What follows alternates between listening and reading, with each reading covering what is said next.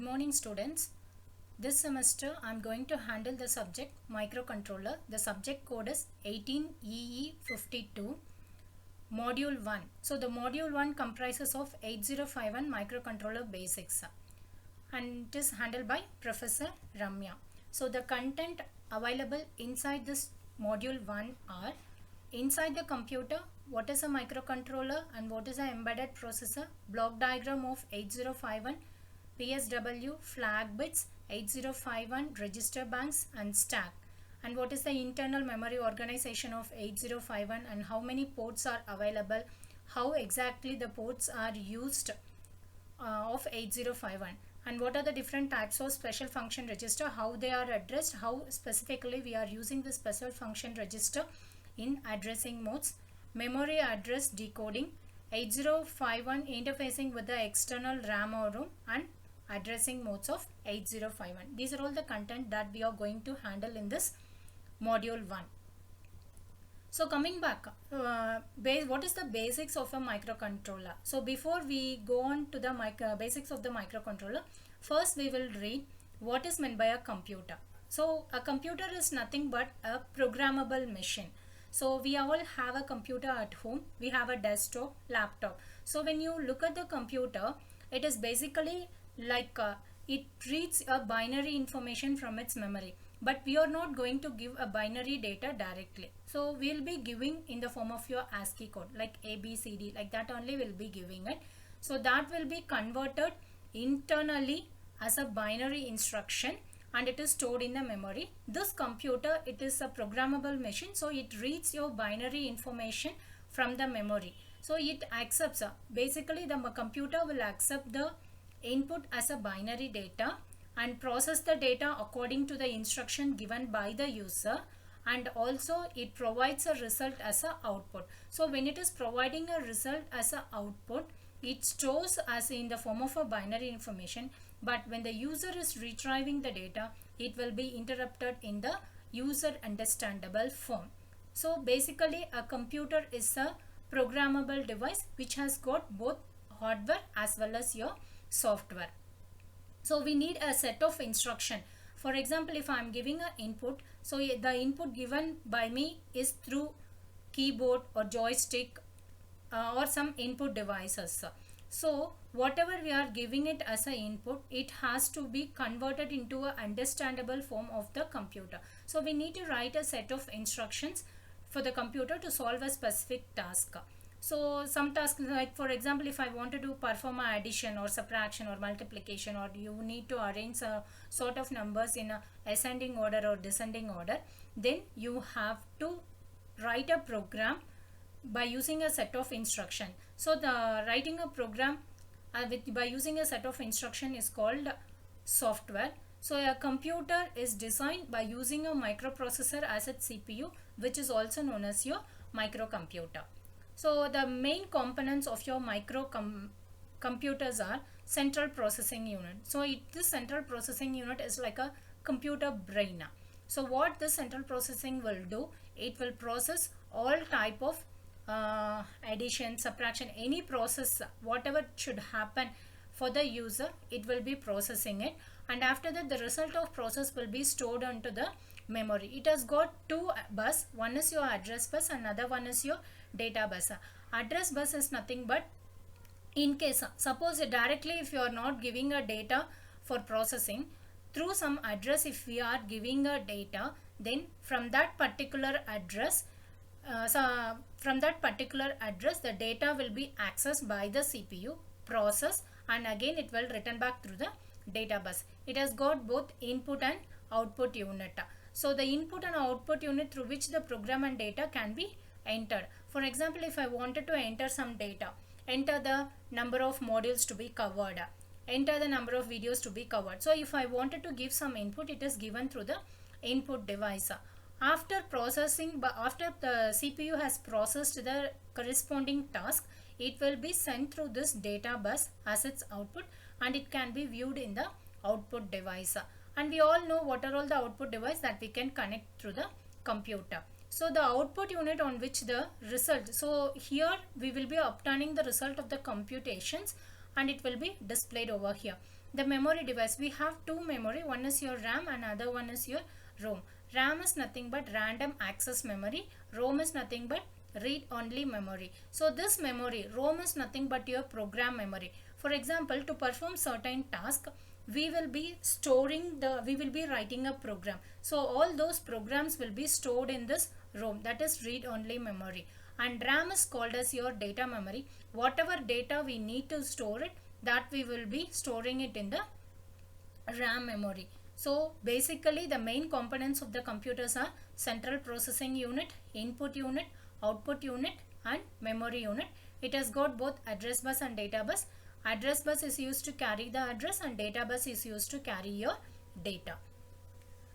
Next, before getting into the microcontroller, so in this semester we are going to read what is meant by a microcontroller, what is the basic internal architecture of your 8051. So in this complete semester, in this subject, you are going to focus only on 8051 microcontroller. How exactly you are going to use the 8051, interrupts, timers, counters. So how you are going to interface 8051 with the external hardware device. All these things you are going to read. But before we go into your microcontroller, we need to understand what is meant by a processor. So processor is nothing but it processes the data, microprocessor. So the basic introduction, the general block diagram of the microprocessor comprises of CPU, fetch, decode and execute logic, accumulator, arithmetic and logic unit and temporary register. So when you look at this processor, here the memory is connected externally, because in processor internal, in the processor board there won't be memory inbuilt. So if you wanted to have an additional memory, you need to connect the memory device externally. So microprocessor is nothing but your computer on chip memory, and it was first become a commercial reality in the year 1971. The first introduction of your computer on chip is 4-bit 4004 by Intel. The byproduct of your microprocessor development was microcontroller. The difference, the basic difference between your microprocessor and microcontroller is microprocessor doesn't have an internal memory, onboard memory, whereas the microcontroller will have a onboard memory. But the fabrication technology, programming concept, everything it is same between your microprocessor and microcontroller. So when you see over here, it has got temporary register to store your data.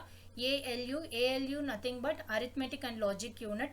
Accumulator is nothing but it is your first register. That is, suppose if any of the instruction want to access the data for addition, subtraction, for mathematical calculations, the first data will be taken from your accumulator. It is also one of your register to store the processing data. It is a 8-bit register. Fetch, decode and execute logic. This logic is mainly responsible for fetching the data from your internal memory, that is data memory, decode it and execute according to the logic, and it is stored in your memory device. So it is the microprocessor chipboard. It is nothing but your computer on chip memory. The microprocessor based system, the extended diagram of your previous architecture of your microprocessor is shown over here. You could see here address lines, data lines, here read, write, microprocessor unit, address bus, data bus. So it represents, here you could see a address bus where the arrow mark is shown towards one side. It means that unidirectional. For us, if you see your data bus, it has got arrow mark on both the sides. So it is called as your bidirectional data bus. That is, data can be written onto the memory or it can be retrieved from the memory. So it has got two lines. One is your read line and another one is your write line. Read line is responsible for reading the data from the memory. Write line is responsible to write the data onto the memory. So here also we have active low logic and active high logic. Based on that, here we need to give 0 or 1 to have a proper reading or writing of data to and from the memory. So ROM, it is nothing but your program memory. RAM, that is read write memory. We have a input port, switches, output port, and this whatever calculations after manipulations, whatever we are coming to know, that will be displayed onto your output port, and it has to be displayed to the So when you're processing it, after processing in the microprocessor, it will be either write onto the memory or some data are read from the memory. To view the actual output, your output port is used, and after processing the data is visible, that we can identify with the use of your LEDs. So it has got address bus, data bus. Address bus is a unidirectional bus. Why? Because it is shown in a one arrow mark. Here in data bus we have arrow marks on both the sides, so it is called as your bidirectional data bus.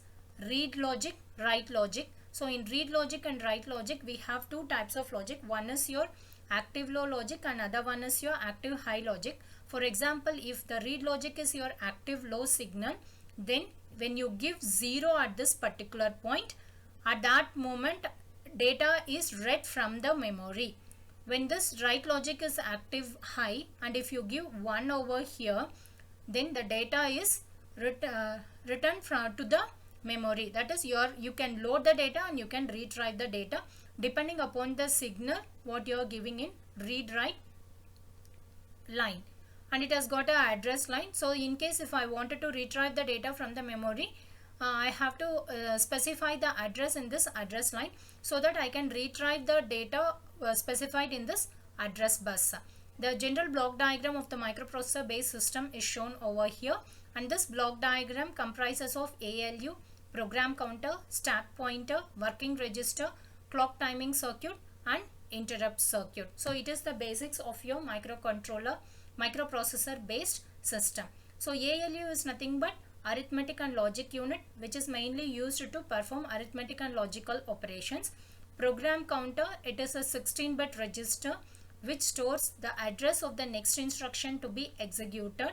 For example, if you are executing the current instruction at address 4000H, then the program counter will store 4003 if that particular instruction is of 2-byte instruction.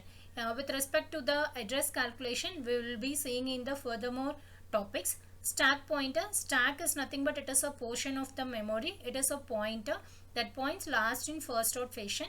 Working register is mainly used for storing the data. Where exactly, suppose if I wanted to store the data temporarily, or if I wanted to retrieve the data from this particular register, so we can use this working register. Clock and timing circuit to create a timer. Interrupt circuit, there are two types of interrupts. One is your hardware interrupt and second one is your software interrupt. And also we have an external interrupt and internal interrupt. So in under microcontroller, we will be dealing with in depth about the clock timing circuit, interrupt circuit, what is meant by a stack pointer, how exactly it works in the program, what is meant by a program counter, what is the exact address that is carrying. Everything will be seeing in the future topics. Thank you, students.